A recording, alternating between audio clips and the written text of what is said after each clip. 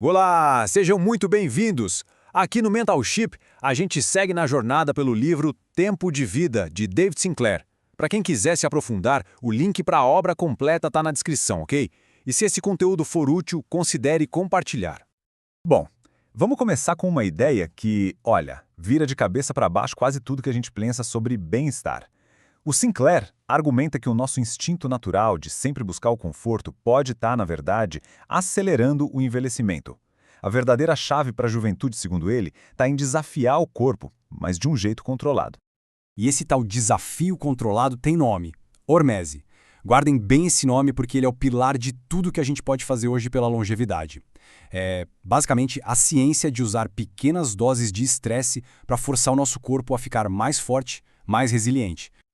Agora, o mecanismo por trás disso é fascinante. Pensa na hormese como se fosse um simulador de crise para as nossas células.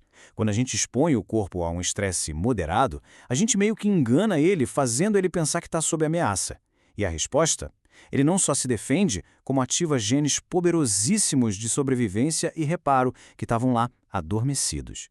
É como se ele rejuvenescesse o sistema de dentro para fora. E o Sinclair aponta 4 jeitos principais de apertar esse botão: a fome controlada, com o jejum, o exercício intenso, que sinaliza para o corpo que ele precisa se reparar, o estresse de temperatura, tipo sauna e banho gelado, e até os estressores químicos que vêm das plantas, um conceito que ele chama de xenormese. Basicamente, a gente consome as moléculas de defesa das plantas. Cada um desses é um gatilho diferente para a mesma resposta de longevidade. Certo. Agora que a gente entendeu o porquê disso tudo funcionar, vamos mergulhar no como. Dentro de cada célula nossa existe um verdadeiro painel de controle que regula o envelhecimento. E a hormese, que a gente acabou de ver, é a mão que mexe nos botões desse painel. Existem 3 sensores principais que decidem se as nossas células vão estar em modo crescimento e envelhecimento ou em modo reparo e rejuvenescimento. E o mais incrível é que o nosso estilo de vida, o que a gente come, tudo isso controla diretamente esses sensores.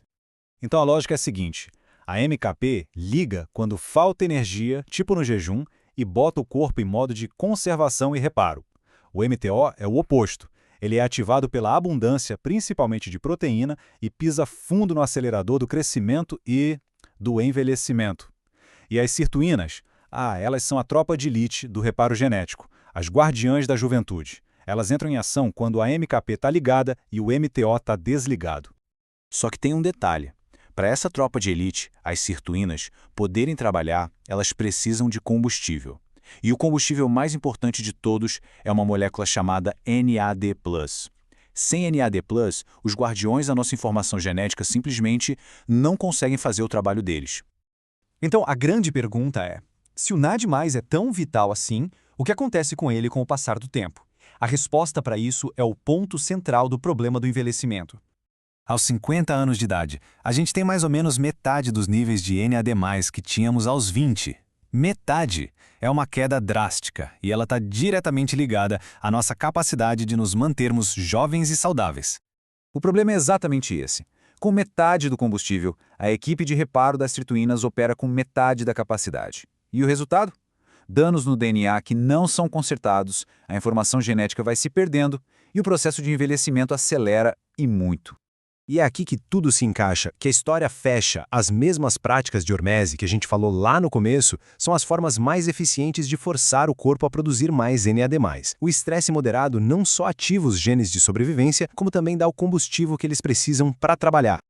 Beleza, vamos trazer isso tudo para a prática. Afinal, o que a gente põe no prato todo dia é uma das ferramentas mais poderosas que a gente tem para controlar aquele painel de controle celular. E a precisão disso é impressionante.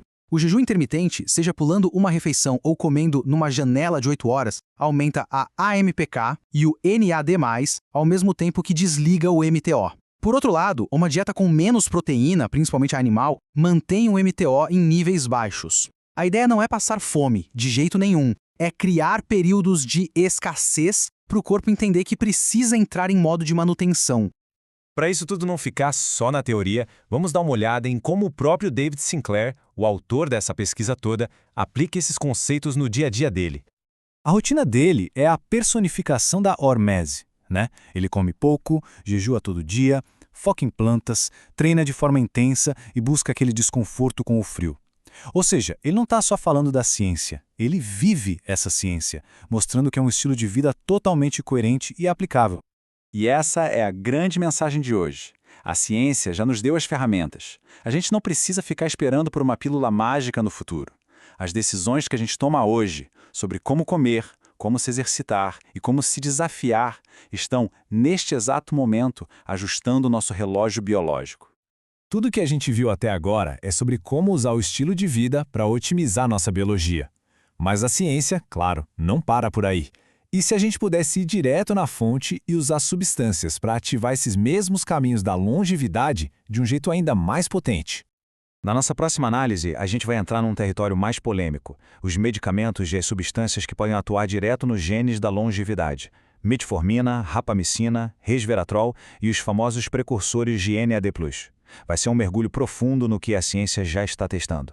Esse conteúdo foi gerado com apoio de inteligência artificial e baseado na obra de David Sinclair. Para uma compreensão completa, a leitura do livro, que está no link da descrição, é muito recomendada.